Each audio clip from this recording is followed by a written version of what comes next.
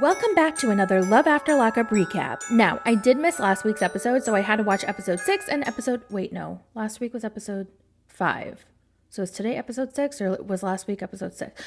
Y'all, I don't know, but I had to watch last week's episode and this week's episode together, and let me catch y'all up. First, let's talk about what happened last week. So remember Red, he's in prison and he's going to be released. So his mom Esther, his sister Destiny, and his boo thing, Joy Nono, they're all going to pick him up. So Joy Nono is driving and his mom is like, so is New Mexico diverse? Like, is there a black population there? Because remember, she's having Red move straight to New Mexico as soon as he's released. And Joy goes, now that I think about it, I don't think I've seen a single black person there. Destiny immediately rolls her eyes and she's like, ugh, of course. And the mom is like, well, he's going to be going against a lot. He's a black male and he just got out of prison. What do you think New Mexico is going to offer him? And Joy's like, me? And Joy goes, well, where I live in Farmington, it's a very, very small community. Like nobody lives there. So that means that there's less room for crime. Like he's not going to have any friends. So obviously he's not going to get into crime. She admits in her confessional that she feels kind of bad for taking him away right after his release. She's not even going to let him stay a week with his family to catch up on the 10 years that they missed with each other. So yeah, she does feel kind of bad about that, but she's waited long enough. It's been 7 long years and she's finally ready to meet him in person, live together, make him the father of her child, and have him get a job and become a provider. Again, it's all about Joy Nono. It's her world and we all live in it. Now, this is where things get a little sketchy in a way that I did not expect. His sister's like, I'm just wondering, do you think my brother might be talking to other women? Joy Nono lets out a long sigh. She's like, me? Of course she does. I don't even think it's about trusting him.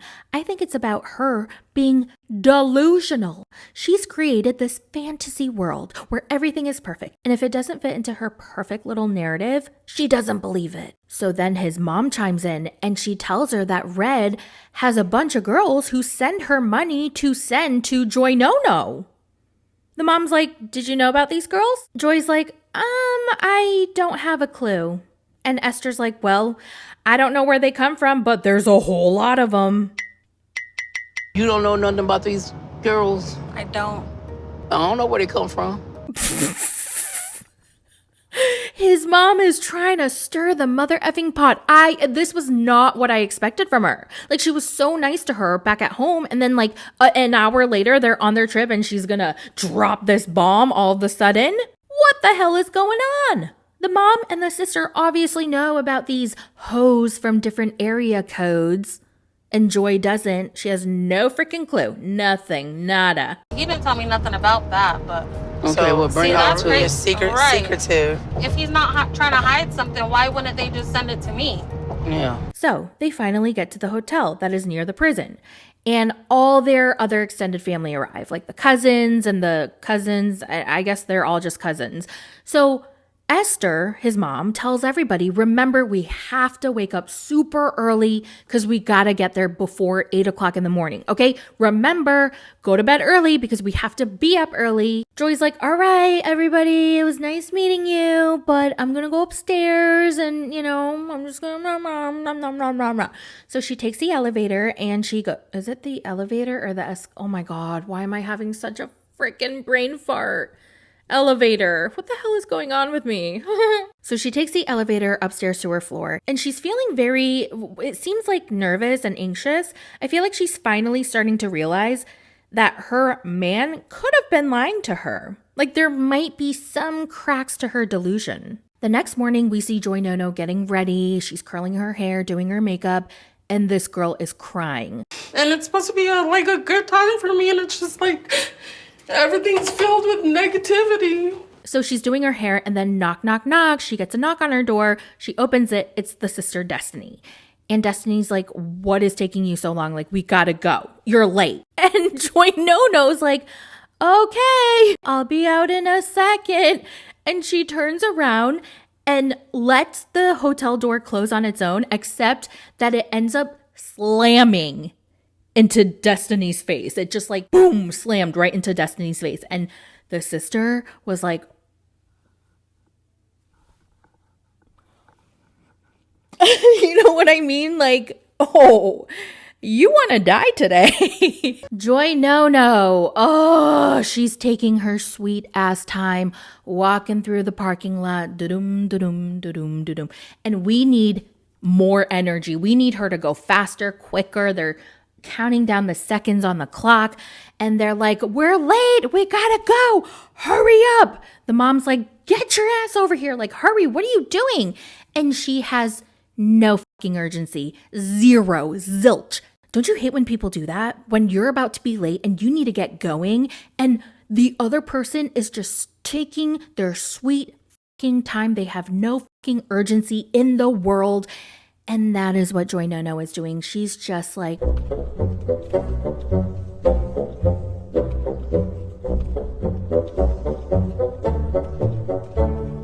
when the energy should be like... She finally gets to the car. Esther's like, what the hell took you so long? I told you last night we had to be early. And she doesn't respond. She just starts driving. And Destiny's like, have you ever been to this prison to see my brother before? And Joy's like, no, I've never even been to this town. And Destiny's like, why not? And she goes, I just didn't have the money. And she's like, okay, but you have all this money that you send him every month. And she's like, well, what I do with my money is my business. What I decide to do with my money is my business. So, Whoa. I mean, if she couldn't piss them off even more than they were already, like, oh, she wants to fight today, okay? She just wants to piss them off. Now, the mom and the sister, they just kind of start to laugh because Joy No has this attitude for no freaking reason. And Esther's like, okay, whoa. Like, all right, girl, chill out, okay? Just saying, in 7 years, I feel like you could have seen him at least once. And Joy No's like, well, I'm here now, guys, so let's just focus on that. They finally get to the prison and they're getting all excited. The whole family's outside with their signs and balloons, and Joy No has a sign. Joy No has a sign that says, my name is free. Did anybody else find that funny? The whole family is super excited, but the mom starts to get super emotional. It's really hitting her that she's going to finally see her baby after 10 years. Decades of being locked up. He is finally about to be free. So she's overwhelmed with emotion and she starts to cry.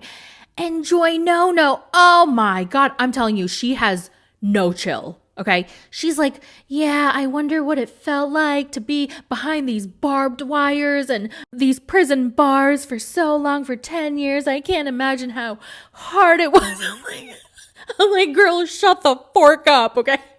The family, they're already sad, okay? You don't have to make them more sad. Like, shut up. Know when to speak. Joy No would drive me crazy in real life because she is the type of girl who doesn't know when to speak and when not to speak. She doesn't shut up. Every single moment, she has a little side commentary. Like, shut up. Shut up. can't imagine how it is in there. Like, to live here and be locked down for 10 years and this is all you see. Barbed wires and gray. I can't even imagine what that's like. Like, stop. You're making it worse. Now, onto this week's episode. Red is finally out, baby. Woo! All right, so mom runs to him first and gives him a big hug. They're crying. Sister gives him a hug next. And it's finally Joy No's turn. They're like... And the family's just behind, just all like kind of awkwardly standing, probably thinking like, let's move the fuck along, okay? You can do this later. Red gets a good look at Joy No and he's like, baby, you look so good. And she's like, you look so good. And everybody's super happy. She never said, you know what, I can't do this and I'm gone and left. She never did that. You know what I mean? She's always been by my side. Well, did she? Yes, minus the 3 times she cheated on him with 3 different men. Yeah, I guess he's right. He's so excited. He can't get out fast enough. And he's running out of the prison. And Joy is running after him. And then the poor mom is all by herself, all the way behind, trying to catch up with her bad knee. She's like, oh my God, my knees are bad. And I feel so bad. I'm like, somebody go help the mom. They get to the car. They're in the parking lot. And Red is just all over Joy Nomi. And I was kind of shocked that she had the awareness to tell him to go be with his family, like to go give them hugs, to be with them. And then they start making out again. Like they're really making out. They're like, blah, blah, blah.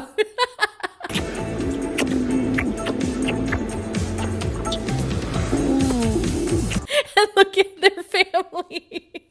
Oh my God. The mom was like, oh, that was so funny. They go to this restaurant called Catfish Kettle to get his very first meal out of prison. Just a side note, I love watching newly released inmates eat their first meal. Like I'm a mukbang girly. If you don't know what a mukbang is, it's an eating show. Where the hell have you been? Now, people either love it or hate it, but I love it, especially when they're entertaining, like especially when there's like a point, a story. So I want somebody to start a series where they take out a newly released inmate and we can get to know him. We can get to know his name, his age, what he went in for, and like get to know a little bit about what he plans to do, after. And then buy him a meal, okay, write it off as a business expense and just film him enjoying his first meal. Like, can somebody start that, please? I would definitely be a viewer.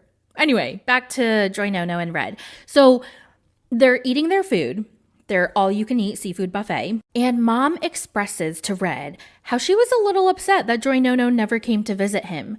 But he was kind of like defending her. He was like, yeah, but we had a lot of technical issues, which I don't really know what that means. I thought he wasn't allowed visitors because he was in the hole all the time, but I don't know. So then she's like, oh yeah, so how'd you handle the pregnancy? AKA, how did you handle her cheating on you and then getting pregnant with the guy she cheated on you with? And he said it was so tough. He was heartbroken. He's never been this hurt in his life. And Joy Nono, right next to him, she's probably feeling a little awkward. She's like, okay. And then in her ITM, she's like, the cheating thing is coming up a lot. Like, I don't know why it keeps coming up. I feel like the mom just wasn't happy that everything was going so well and that Red wasn't mad at Joy Nomi or Joy Nomi wasn't fighting with Red. So I don't know. It felt like she was trying really hard to stir the freaking pot. So then she goes, does Joy know about all the women sending me money to send to her for you? And he's like, no. Joy goes, who are these women? And he goes, well, I guess once you cheated, I felt like I wanted to start talking to other people too. Oh. Okay, Joy's not happy about this. Joy's not happy that the cheating constantly is getting brought up. I made this mistake 3 times. I thought, nobody was going to ever bring it up after he decided to forgive me, but everybody keeps bringing it up all the time. Buckle up, sweetie, okay? Because you're going to be reminded of this every freaking day, okay? I can assure you, he or his mom or his sister or all of them will bring it up every day. Also, let us not forget, you have a son with the guy that you cheated on Red with. So he is going to be a constant reminder to Red every single time he looks at him that you cheated. He is the product of your infidelity. Oh, that's messy. And Joy Nono goes, why didn't you tell me you were talking to these other girls? And he goes, oh, I don't talk to them. I don't do anything with them. They just send me money. Joy Nono tells him, listen, babe, I trust you. Okay, if you're going to look me in the eye and tell me that this is the truth, then you know what? I believe you. I'm going to trust you. And then he needs a moment to himself. He needs some fresh air. So he goes outside of the restaurant and he just like breathes in the fresh air and he's like, oh, this smells so good. Then his cousin walks out and he's like, can I borrow your phone? And then so the cousin gives him the phone and he's FaceTiming someone. He's FaceTiming one of his women that send him money for no reason. And apparently he's been talking to 8 different women. 8 different women are sending him money. He says he loves the attention he gets from women. He loves women so much because he's been in prison for 10 years surrounded by men. And he's missed women so much. He loves Joy No-No, but he loves women, just like all of them. He's just going to get as many as he can get. Holy shit. This is going to be so freaking messy. Oh my God. I'm worried. I'm worried for her mental health. Oh God. And spoiler alert, I've heard that they're broken up. Surprise, surprise. Nobody's freaking surprised. Of course they're broken up. But I want to know how that happens. I know I'm laughing and it's funny, but if you really think about it, which I try really hard not to, but if you really think about it, it is so freaking sad. It is so freaking sad that she sold her family heirlooms. She is sending all her paychecks to him, and she cheated on him with this other guy who she has a kid with, who the guy is not even aware that he has a child, and the freaking poor kid. I mean, I just feel bad for all the children involved on the show because of their dumb, stupid, idiotic parents. Well, that's it for the recap, and I guess I'll see you after the next episode drops. Now, today is Sunday if I post this on time, if I don't have any technical difficulties like I've been having for the last 2 freaking weeks. If all goes well, I'll be posting this on Sunday, so I will talk to you guys tomorrow with another recap, or maybe I'll take tomorrow off. I don't know. We'll see. We'll see how I feel. Well, have a wonderful day, and I will talk to you guys in the next one. Bye!